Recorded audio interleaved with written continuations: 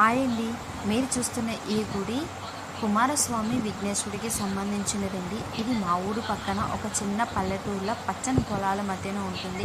ఇది చుట్టూ పొలాలతో ఉండి ఒక పక్క చెరువు గట్టు ఉంటుందండి. ఇక్కడ చాలా ప్రశాంతమైన వాతావరణం. ఇంత పెద్ద ఆలయాన్ని నిర్మించడం మాత్రం మాకు చాలా హ్యాపీనే కలిగిస్తుంది.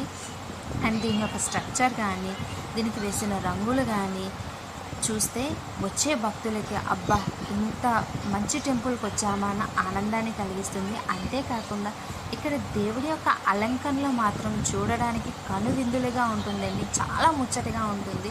మీరే ఈ వీడియోలో చూసేయండి విఘ్నేశ్వరుని ఎంత అందంగా అలంకరించారో.